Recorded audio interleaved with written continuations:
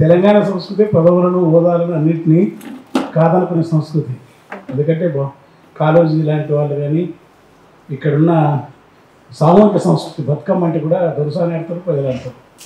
సమ్మక్క సారకి కూడా అధిపత్యం తెలంగాణ సంస్కృతిని బేసిక్గా పదవులను విశేషణాలను నేను ఎప్పుడూ ఇష్టపడను, దాన్ని కోరుకోవాలని మనస్ఫూర్తి చెప్తున్నాను. అది నాకు ఆసక్తి కూడా లేదు దాని పట్ల. అదే అందుకని మీరు అది సంతోషం. ఈయన దేశపతి గారు ఏం చెప్పిందో వాటన్నిటి పట్ల నేను ఏకీభవిస్తున్నా, అంతకంటే నేనేం లేదు. కానీ తెలంగాణ అంటే తెలంగాణ నేల నైసర్గికమైంది. ఇంధనాలు ఫ్యాక్టరీ పెట్టినారు. గత ఎంత దారుణం అంటే ఆ నారాయణపేట మక్తల ప్రాంతంలో పొలాలు పాడైతే దండాడుతున్నట్టే విపరీతమైన రకరకాల కేసులు ఉంటే మనం వేధిస్తూ ఉన్నాం. ఇదేం ప్రజాప్రభుత్వం అనుకుంటే ఇది వీటి పట్ల ప్రశ్నించాల్సిన అవసరం మేము. ఎందుకంటే తెలంగాణ నేల ఫార్మా కంపెనీ, ఆ ఫార్మా కంపెనీ ఆ ప్రభుత్వం వచ్చినా ఈ ప్రభుత్వం వచ్చినా ఫార్మా అనేది సామ్రాజ్యాల దేశాలు, పెట్టుబడిదారు దేశాలు తమ లాభాల కోసం ఆ దేశాలలో ఆ ఉత్పత్తులను చెప్పడం కంపెనీలు విపరీతంగా 100 కంపెనీలు ఇప్పుడు కొంపలు మునిగేదండి. మళ్ళీ ఫార్మాసిస్టులు, ఫార్మా మండళ్ళు ఉన్నాయి. అది వద్దు.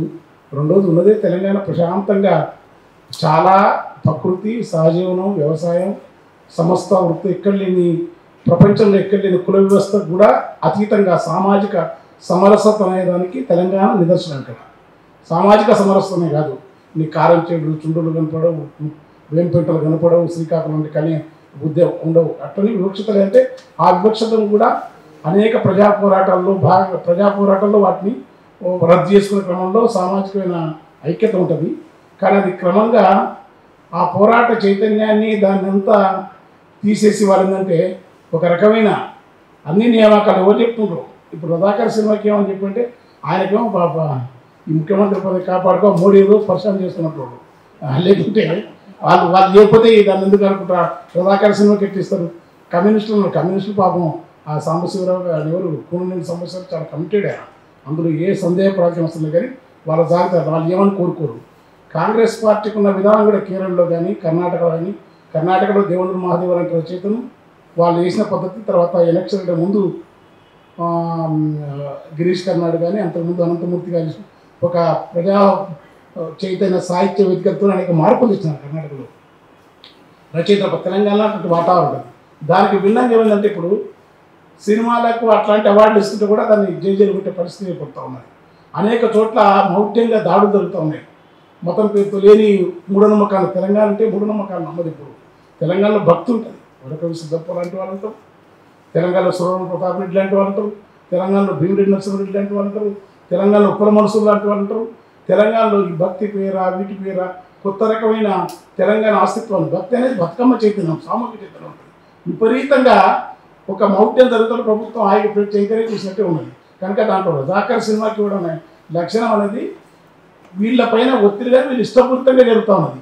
అనేక యూనివర్సిటీల కమిటీలు కానీ మొన్న కొన్ని అవార్డులు కూడా ఇచ్చినప్పుడు కానీ అన్నీ కూడా సాంప్రదాయ సాహిత్యానికి విరుద్ధని అది అంటలేదు. కానీ విపరీతంగా ఛాందస్స భావాలతో ఉన్న వాళ్ళు దాని అధిపతులు దానికి బోధనా సిబ్బందిగా నిర్వహించే పద్ధతి క్రమంగా సాగుతూ ఉన్నది.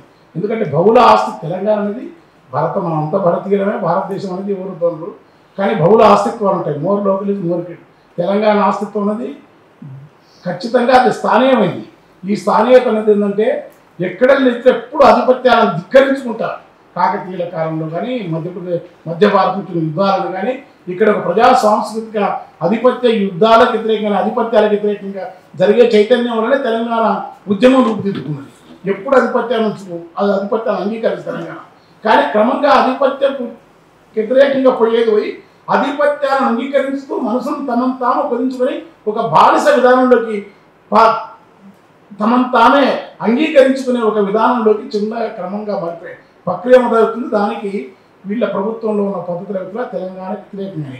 నీళ్ళదే కాదు, నిధులదే కాదు, తర్వాత సినిమా హీరో వాడు వచ్చి ఇట్లా ధిక్కారంగా వెళ్ళిపోయేటంత తెలంగాణ గడ్డ మీద సినిమా కల్చర్ ఉండదు. ఇప్పుడు గద్దర్ బ్యాడ్ నీకు పాలరాబ్సన్ వెళ్ళి బాబు డిలానో బాబు మాత్రం మనకు తెలియకపోతే గద్దర్ వీళ్ళందరి నుంచి గద్దర్ ఒక్కడే కాదు, గూడెంజీ కానీ గద్దర్ కానీ ఒక బీనర్సరావు ఎక్కడైనా చరిత్ర ఉంది. ఇక్కడ సాహిత్యకారులు కవులు కూడా ఉదాహరణ కానీ అట్లాంటివన్నీ చేస్తున్న క్రమంలో ఏంటంటే మనం ఇది ఒక తెలివిగా ఇక్కడి నుంచో ఒత్తిడి జరుగుతూ ఉంది.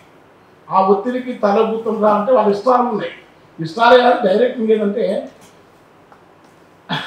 ఆంధ్ర ప్రాంతం పాలకులు అక్కడ ఉన్న వాళ్ళ అక్కడ ఇప్పుడు ఇక్కడ లేని నిర్బంధాలు అక్కడ స్టార్ట్ చేసింది. మాట్లాడే ఇక్కడైనా సరే దాడులు కష్టాలు వాళ్ళ ప్రమేయం క్రమంగా స్టార్ట్ అయింది. ఆ ప్రమేయాన్ని పెంచుకునే క్రమంలో తెలంగాణ ఆస్తిత్వం ప్రశ్నకు వచ్చింది. కనుక దేశపతి గారు చెప్పిన అన్ని విషయాలకు అంగీకరిస్తూ నేనేంటంటే మనం ఆ ప్రకృతిని వీలైనంత పనిచేస్తాం, లేకుంటే వజ్రాల కోసం పనిచేస్తాం. ఇంకా లేకుంటే అది ఇంధనాలు ప్లాస్టిక్ 2 మామూలు పెట్టి తర్వాత 4 పెట్టి జరుగుతున్నది, ఎవరో మనం మాట్లాడతలేదు. ఇంకా తర్వాత ఆదివాసులను తమ ప్రాంతాల నుంచి ఎల్లబెట్టి పనిచేస్తాం. ఇక్కడ ఆదివాసులైనా దళితులైనా ఈ తెలంగాణ అంటేనే నాకు కేసీఆర్ చెప్పినట్టు పరిమితత్వం, ప్రశాంతం, సహజత్వం, ఒక రకమైన సమిష్టి జీవన విధానంలో భాగం. ఆ విలువలను భగ్నం చేసే పరిస్థితి ఏర్పడింది. అంబేద్కర్ విగ్రహమే కాదు ఇవన్నీ, ఎందుకంటే కొంత శుద్ధం చెప్పిన మళ్ళీ నేను చెప్పను. కానీ అది మళ్ళీ మనం ఏ పోరాటం చేసి ఏ అంశాల కోసం చూపించామో వాటి క్రమంగా కన్వర్ట్ చేసి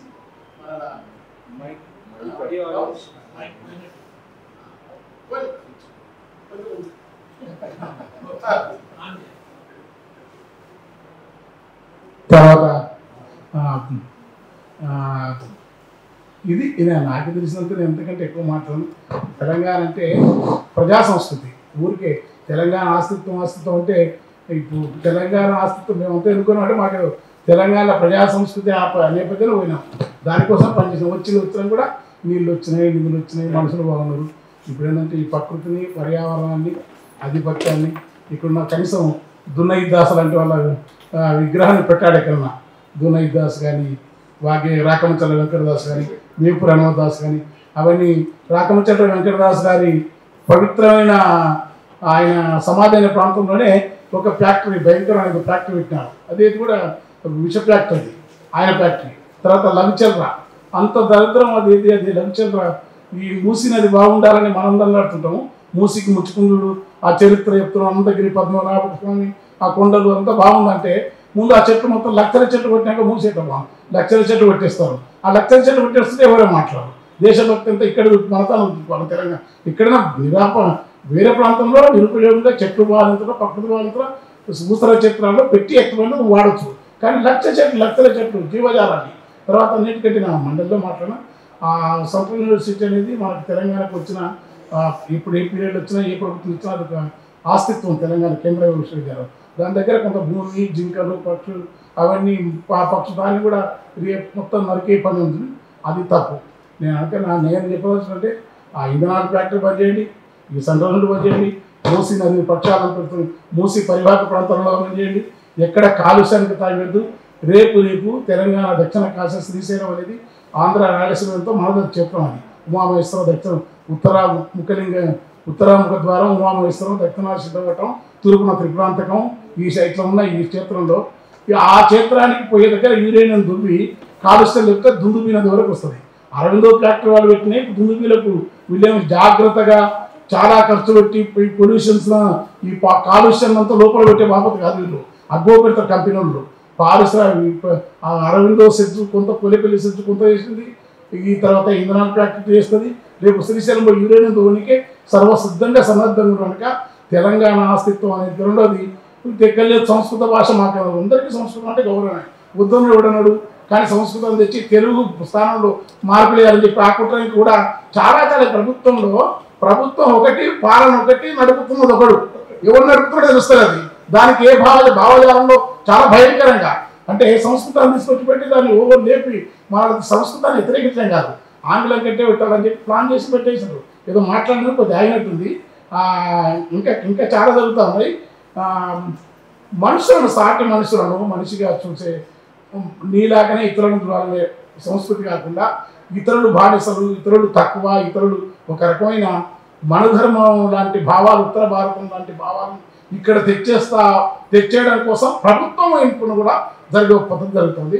తెలంగాణ తమిళనాడు దాకా ఇక్కడ తెలంగాణ యాస, భాష, సంస్కృతి, స్వావలంబన, ఉనికి వీటన్నిటితో పాటు అన్ని రకాల హిందీ పెత్తనాన్ని కూడా వ్యతిరేకించాలి. హిందీ భాష మనకు కావాలని హిందీ పెత్తనాన్ని వ్యతిరేకించాలా, సంస్కృత పెత్తనాన్ని వ్యతిరేకించాలా. మన భాష మన కౌరవ గద్దర్ లాంటి వాళ్ళ అన్నది జానపెట్టి వాళ్ళ గద్దర వాళ్ళకి ఇచ్చారంటే ఇచ్చిన ఉన్నదెవరు ఆయన ఎవరు ఆ వేదిక ఉంచినప్పుడు బాధ అనిపిస్తుంది. సరే ఇలాంటివన్నీ ఉన్నాయి. అట్లా అయినా మన హక్కు మనకు వచ్చేటివి. మన కవులు ఎవరు వచ్చినా మన రైతులు వచ్చాయని మనం అంగీకరించిన దగ్గర ఇవన్నిటిని కూడా అలా నేను చెప్తున్నా. మీరు ఇచ్చింది కదా, మీరు ఏమైనా అవార్డులు ఇచ్చినా మీరు మాట్లాడుతున్నట్టే మీ అవార్డు మీరు తీసుకోండి, మేము మాట్లాడితే మాట్లాడతాం చెప్పగలుగుతా. అదేం బాగలేదు, మాకు ఎప్పుడైనా అడుగున్నాం. ఎందుకంటే మీరు ఇచ్చిందంటే మా హక్కు, అది మాకు తెలంగాణ సమాజమే కాదు, మహానత మా హక్కు మాది. భాగ్యరెడ్డి వర్మల గురించి ప్రశ్నించుకుని తక్కువ చేస్తున్నారు. తర్వాత నీకు వాగ్గేయ సంస్కృతి పాడు చేస్తున్నారు. తర్వాత అన్నిటికంటే ఏంటంటే ఒక కుట్ర మాత్రం చాలా జాగ్రత్తగా చాలా తెలివితోని ఇక్కడి ప్రజలను ఒక ప్రజా సంస్థ బుద్ధుడు జైన వర్ధమాల వివరణ బౌద్ధం జైనం విరసిల్లైంది. బౌద్ధంలోని పరిమితత్వం ప్రశాంతంగాని ఆ బౌద్ధాన్ని విపరీతంగా బౌద్ధం విగ్రహాలు ఏముండో వాటికి బడ్జెట్ కేటాయించారు. శ్రీగిరి ఉంటుంది, దాని గుర్తుండదు. సిద్ధనాగార్జున యొక్క సాహిత్యం మీద పరిశోధన జరగదు. వెంటనే ఎక్కడో సాహిత్యం కోస్తాంధ్ర ప్రాంతంలో పుట్టిన విశ్వనాథ సత్యనారాయణతో విపరీతంగా పెద్ద ఎత్తున చర్చ జరగడానికి ఒక ప్రభుత్వంలో ఉన్న పెద్దలు చాలా తెలివిగా ప్రయత్నం చేస్తూ ఉంటారు. విశ్వనాథ కవిత్వం పట్ల దాని పట్ల నేను వ్యతిరేకించను. కానీ ఒక రకమైన ఇక్కడ ఉన్న స్థానీయత, ఈ బహుజన తత్వం, బహుజన అంటే కులాల ఉత్పత్తి సంస్కృతి, ఉత్పత్తి భావజాలాన్ని తెలంగాణ సాయుధ పోరాటం ప్రపంచానికి ఎన్నో విలువైన గుణపాఠాలు ఇచ్చింది. ఆ పోరాటానికి సంబంధించిన వాతావరణంలో కనీసం ఒక్కడు కూడా భీమిరెడ్డి నరసింహారెడ్డి విగ్రహం పెట్టాలని చెప్పలేదు. ప్రపంచంలో ఒక చెగువేరాలు మించిన 1000 మంది చెగువేరాలకు భీమిరెడ్డి నరసింహారెడ్డి ఎవరు మాట్లాడలేదు. అనేక విలువలు, ఒక నర్రరాఘవరెడ్డి, ఒక ఉప్పల మనసు 3 సార్లు ఎమ్మెల్యే చెప్పులు ఉట్టుకుంటూ పోతున్నాడు. ఇలాంటి విలువలు ఉన్న వాళ్ళ పేరు లేదు. కొత్త విగ్రహాలు తీసుకొస్తున్నారు, కొత్త పద్ధతులు వేస్తున్నారు. కనుక ఒక పోరాట వారసత్వం ఉంటే తెలంగాణ పెనుగులాటలో, ఉమ్మడి పోరాటంలో ఈ ఉద్యమాలకని కూడా ఆ పోరాట వారసత్వం నుంచి తెలంగాణ సంస్కృతి, తెలంగాణ ఆసక్తం డివైడర్ గుర్తుపెట్టుకోండి. కాలోజీ కానీ ఎవరు కానీ ఇవాళ కనుక దానికోసం మీరు పనిచేయండి. నేను దేశపతంగా చెప్పిన అన్ని అంశాలకు ఎంజాయ్ చేస్తూ ఈ అదనంగా ఈ పారిశ్రామిక శక్తులను, ఈ కాలుష్యాన్ని దీన్ని వ్యతిరేకిస్తూ మీరేం తీసుకున్నా మీతో పాటు ఉంటుంది. Thank you.